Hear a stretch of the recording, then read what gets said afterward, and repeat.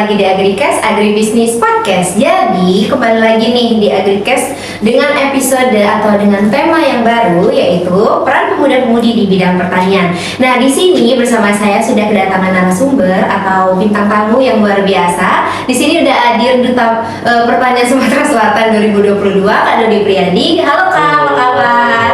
Oke, Kak Dodi ini Duta Pertanian Sumatera Selatan tahun 2022 guys. Jadi aku mungkin mau nanya dikit nih Kak.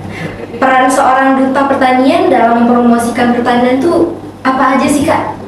Jadi seperti ini, Duta Pertanian itu merupakan perwakilan dari masing-masing wilayah yang ada di kabupaten kota di Sumatera Selatan.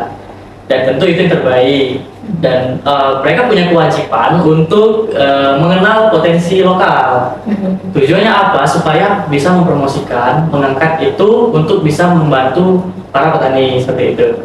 Nah, setelah mereka kenal, mereka harus bisa menggait dari dinas pertanian kabupaten kota masing-masing. Itu cara dari Duta Pertanian Sumatera Selatan di luar dari kemampuan mereka dalam bidang mempromosikan seperti itu. Berarti kayak penghubung antara pemerintah dengan masyarakat Ya, seperti itu ya. ya. Oke.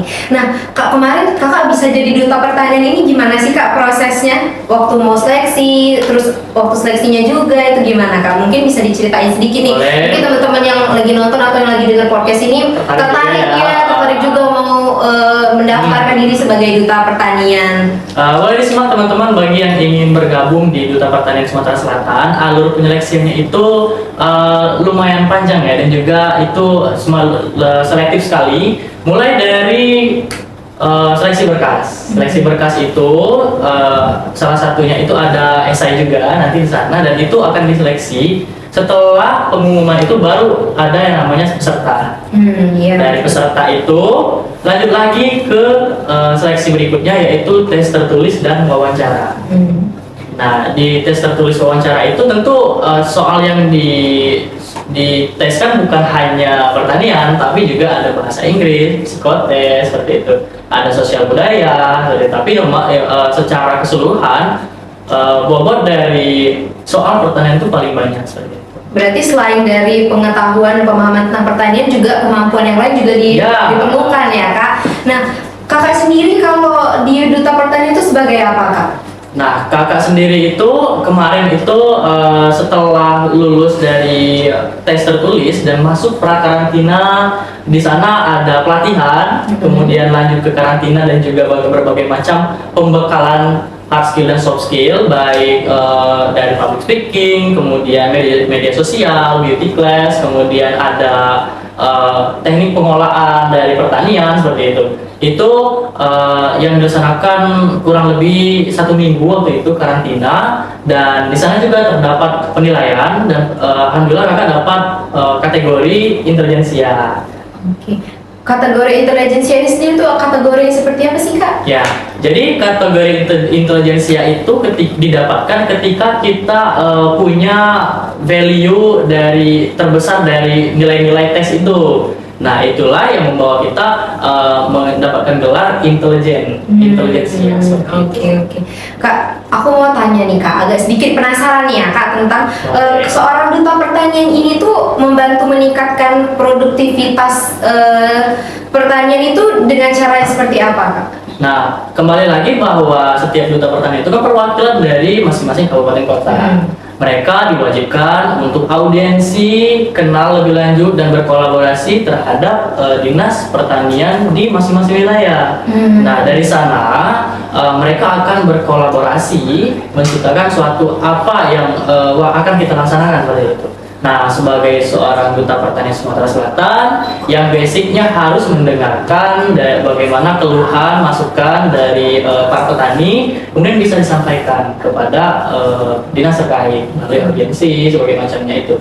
Jadi secara garis besar Duta Pertanian itu bisa menjadi katalisator pengembangan produktivitas pertanian itu. Balik lagi ke perannya tadi ya Kak, sebagai penghubung antara pemerintah dan juga masyarakat ya Kak. Terus selama Kakak menjadi Duta Pertanian Sumsel nih Kak, program-program apa apa aja nih yang udah berjalan gitu Kak, yang udah dilakukan, udah diterapkan, yang udah terjun langsung ke masyarakat seperti itu Kak? Dulu kita pernah buat satu kegiatan, jadi itu tujuannya untuk membuat para pemuda ini semakin giat dalam bidang pertanian dengan cara membuat lomba teknologi berkelanjutan seperti itu. Itu sudah diikuti oleh masing-masing, ada dari kelompok tani, ada dari mahasiswa, pelajar, pemuda, itu berkompetisi membuat inovasi apa yang bisa membantu bidang pertanian seperti itu. Nah, waktu itu dimenangkan oleh dari sekolah kedinasan pertanian seperti itu. Nah, selain dari itu, kita juga sudah melaksanakan beberapa program kerja seperti sosialisasi dan pelatihan mengenai karhutla di OI kemarin. Betul, lagi viral banget ya sekarang ya. Nah, itu sudah mensosialisasikan itu dari awal seperti itu, sebelum adanya masuk ke iklim sekarang yang panas banget gini ya Kak. Aduh. Cuman tidak hanya itu, ke depan kita masih banyak lagi program-program yang akan dilaksanakan. Nah, Anjing Sana itu program kerja yang bertujuan untuk mempromosikan, juga mengajak memperkenalkan duta pertanian itu baik ke kampus yang ada ke jurusan pertaniannya maupun ke sekolah masing-masing seperti itu. Dan yang paling penting ini nanti dalam waktu dekat kita akan melaksanakan program bagi-bagi bibit itu menanam bersama. Nanti jangan lupa bisa diikuti IG-nya seperti di Duta Pertanian Sumatera Selatan. Nah guys, jadi buat kalian yang pengen tahu info-info lebih lanjut mungkin bisa langsung kepoin Instagramnya ya Kak. Nah, ini kakaknya sebagai perwakilan dari Kabupaten Ogan Ilir ya Kak? Kalau kakak perwakilan dari Kabupaten Muara Enim. Nah, itu kalau misalnya kakak sebagai perwakilan Muara Enim nih, jenis pertanian apa aja yang paling umum di daerah kakak itu? Yang apa sih, gimana ya bilangnya? Yang potensial. Iya, itu potensial. Nah, kalau di Kabupaten Muara Enim itu sangat beragam ya. Tapi yang paling dikenal itu ialah kopi. Oh iya. Nah itu itu bahkan kemarin kami sudah ke tempat lokasinya langsung belajar roasting, bagaimana mempromosikan begitu ya. Dan juga ternyata potensinya itu itu bernilai bisa dihargai dengan dolar sebagai macam karena dijualnya ke luar negeri seperti itu. Dan teman-teman kalau ingin juga merasakan kopi Semendo itu bisa datang langsung ke beberapa kafe yang ada di Ogan Ilir juga ada. Berarti ada beberapa spot yang memiliki kopi Semendo gitu ya Kak. Jadi buat teman-teman yang pengen nikmatin nggak perlu harus ke Muara Enim dulu ya Kak. Karena ada beberapa spot-spotnya di Ogan Ilir. Nah Kak, jadi kan sebenarnya stigma masyarakat soal kesejahteraan petani itu kan kadang masih rendah gitu ya Kak. Banyak yang berpikir kalau misalnya menjadi seorang petani itu kesejahteraannya rendah. Nah, itu bagaimana dukungan seorang duta pertanian terhadap kesejahteraan petani tersebut? Ya, jadi sering sekali program-program kerja yang ada di pertanian, di dinas pertanian itu, dinas pertanian tidak hanya tanaman pangan, tapi juga perkebunan, peternakan, perikanan, semua itu juga dalam lingkup pertanian. Itu kadang belum terlalu dijangkau oleh masyarakat luas seperti itu. Pertama untuk petani-petani lokal. Nah itulah kenapa Duta Pertanian ini hadir untuk mensounding, memperkenalkan ini loh program yang bisa kalian ikuti seperti itu. Jadi dengan harapan program-program itu tepat sasaran dan tidak hanya bermanfaat tapi juga merata. Nah itu kan berarti balik lagi ke peran dari Duta Pertanian itu ya Kak sebagai jembatan atau katalisator pemerintah ke masyarakat atau petani. Nah terus bagaimana seorang duta petani itu melakukan kolaborasi dari pemerintah tersebut ke organisasi pertaniannya Kak?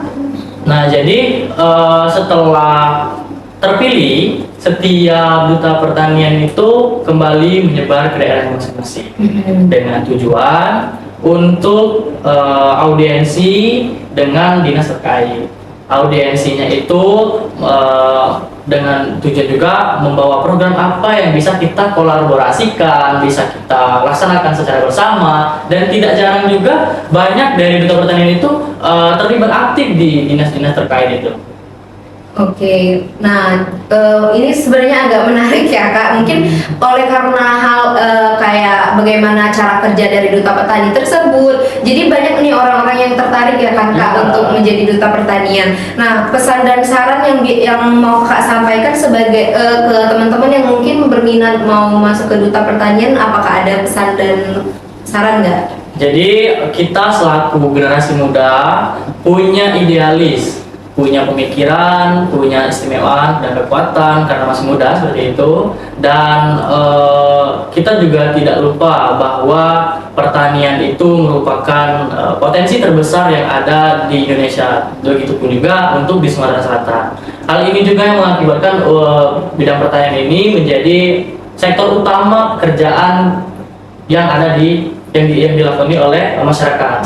Nah, dengan hadirnya kita di sini, semua generasi muda juga, baik terutama untuk yang sudah berpendidikan di dunia pertanian, khususnya mahasiswa, sudah selayaknya kita menuangkan ide maupun gagasan, membantu biarpun dalam tidak bisa secara langsung, bisa tidak langsung seperti itu ya, untuk peduli seperti itu terhadap dunia pertanian. Kalau bukan kita siapa lagi seperti itu kan. Nah, itu juga, tapi niat yang baik itu tentu harus diiringi dengan beberapa elemen lain, misalkan lingkungan yang baik, kemudian ilmu yang mumpuni, kemudian yang paling penting itu adalah wadah.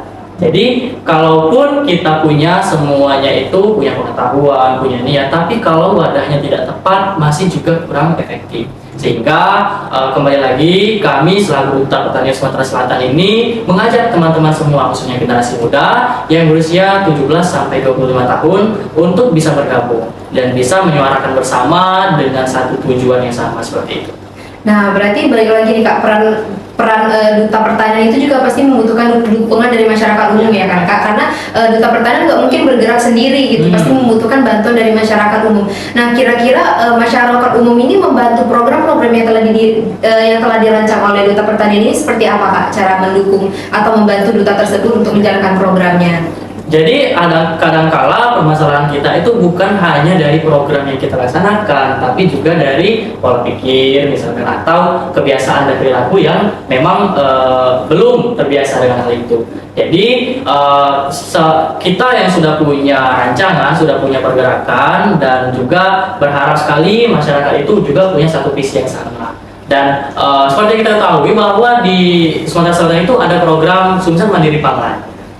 Sumsel Mandiri Pangan itu langsung ke masyarakat, langsung ke rumah tangga miskin, tujuan untuk peningkatan perekonomian dan khususnya untuk memenuhi kebutuhan pangan di keluarga seperti itu dari bawah. Nah, itu tentu harus didukung, baik kami selaku Duta Pertanian mensoundingkan atau memperkenalkan program tersebut, tapi juga masyarakat harus juga berpartisipasi secara aktif dan bersungguh-sungguh sekaligus komitmen untuk bisa melaksanakan program itu sebagaimana yang telah diamalkan seperti itu.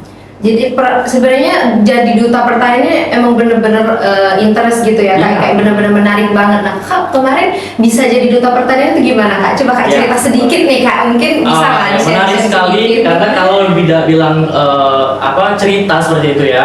Jadi seperti ini, Kakak itu berasal dari daerah. Daerah itu selalu dominan dengan pertanian ya. Oh iya. Jadi kakak tidak hanya melihat, tapi juga merasakan bagaimana sih seorang petani itu seperti itu. Nah, juga ditambah dengan sebagai seorang mahasiswa pertanian. Jadi tidak hanya mempunyai pengalaman, tapi juga mempunyai pengetahuan. Itu semakin membulatkan tekad dan kemauan kakak untuk bisa membantu dan berkontribusi supaya dapat meningkatkan bermanfaatan terhadap petani-petani kita. Dan itulah setelah kakak ketahui ada yang namanya Ikatan Duta Pertanian Sumatera Selatan, itu sesuai sekali dengan visi dan misi yang kakak terapkan dari awal seperti itu. Itulah tujuan kakak masuk sini. Berarti emang karena sebagai anak pertanian banget gitu ya Kak, ingin membantu untuk meningkatkan pertanian di Indonesia mungkin ya. Mungkin kedepannya bukan cuma di daerah aja kali ya Kak, mungkin Kakak bakal melaju pesat ke negara mungkin kali ya. Amin. Terus selama Kakak di Duta Pertanian itu program kerjanya tuh ada apa aja Kak? Ya, kalau program kerja tadi sudah sudah disinggung juga beberapa, tapi dalam waktu dekat ini juga tadi sudah dijelaskan bahwa akan ada ajang sana juga. Nanti mungkin di beberapa tempat kita akan laksanakan kunjungan seperti itu untuk juga memperkenalkan. Tapi kemudian yang dalam waktu dekat ini kita akan melaksanakan pembagian bibit. Pembagian bibit ini tujuannya untuk tujuan ke rumah tangga miskin dan juga ibu-ibu PKK. Selain dari pembagian bibit, kita juga akan ada beberapa program yang kerjasama dengan dinas-dinas pertanian, perkebunan dan juga peternakan seperti itu. Nah itu kita akan menggaungkan lagi dan juga memberikan manfaat yang lebih terhadap kelompok-kelompok yang marginal atau memang membutuhkan seperti itu. Oke, jadi sebenarnya kalau misalkan nggak cuma di Duta Pertanian aja ya Kak, mungkin di mana-mana itu pasti ada sisi enak nggak enaknya gitu ya Kak. Nah, mungkin selama Kakak menjabat sebagai Duta Pertanian, Kakak selama bekerja di instansi ini tuh bukan bekerja sih, lebih ke mengikuti program ini. Tantangan terberat yang Kakak alami atau yang Kakak rasain itu tuh apa Kak? Jadi Duta Pertanian Sumatera Selatan itu tidak berdiri sendiri. Jadi kita ada namanya Ikatan Duta Pertanian Sumatera Selatan. Itu mencakup semua yang bertugas hari ini dan juga beberapa alumni seperti itu. Nah, karena setiap perwakilan itu berasal dari setiap kabupaten kota yang tersebar di 17 kabupaten kota, tentu untuk bisa bergabung misalnya untuk bertemu secara langsung itu harus mempunyai effort yang lebih, kemudian lebih komitmen untuk berkontribusi gitu ya. Kemudian yang tidak kalah penting dari itu sebenarnya bagaimana kita mempelopori pertanian itu, mengembangkan dan lebih fokus lagi itu bagaimana meningkatkan minat generasi muda. Iya, karena sebenarnya pertanian juga agak sedikit underestimate gitu ya Kak di mata-mata masyarakat gitu ya. Padahal potensi besar gitu ya. Sangat besar. Mungkin itu menjadi tantangan Kakak ya Kak. Karena kita juga sebenarnya nggak bisa mengatur orang ya kan, jadi agak sulit sebenarnya untuk mengubah mindset orang. Tapi mungkin Kakak bisa sih menurut aku. Iya. Oke, mungkin Kak Dodi sebelumnya mau ada sedikit closing statement mungkin terkait Duta Pertanian atau apa gitu, boleh Kak, silakan. Sebagai Duta Pertanian Sumatera Selatan, tentu mengajak dan juga mengharapkan dukungan dari teman-teman semua, terutama nanti, dan diharapkan kontribusi kalian semua juga untuk bergabung sebagai Duta Pertanian Sumatera Selatan. Insya Allah Duta Pertanian Sumatera Selatan akan membuka kembali kemudian itu di awal tahun. Jadi pastikan teman-teman ikuti follow Instagramnya supaya tidak ketinggalan. Dan itu persyaratannya itu pemuda yang berusia 17 sampai 25 tahun. Jadi Nabila juga bisa ikut seandainya nanti. Oh iya, boleh deh Kak. Kita lihat dulu persyaratannya ya. Kemudian tidak harus dari pertanian, tetapi memegang komitmen juga pengetahuan di bidang pertanian dan ingin berkontribusi terhadap pertanian. Tapi kita sebagai mahasiswa yang punya background sebagai pertanian sudah sangat jelas dan sudah sangat sepatutnya kita menaruh perhatian lebih di Duta Pertanian Sumatera Selatan ini, bukan hanya untuk kita pribadi sebagai bentuk karir dan juga jenjang untuk meningkatkan kemampuan kita, tapi juga untuk berkontribusi terhadap dunia pertanian. Mungkin itu saja closing statementnya. Oke, jadi buat teman-teman jangan lupa untuk mendukung Duta Pertanian untuk memajukan pertanian Indonesia. Asik. Nah, buat teman-teman yang tertarik nih mau mendaftarkan diri sebagai Duta Pertanian, mungkin tadi benar apakah follow Instagramnya apa nih Kak? Coba bisa dikasih. Duta Pertanian Sumatera Selatan. Nah, jangan lupa follow ya. Nanti di sini, nanti di sini.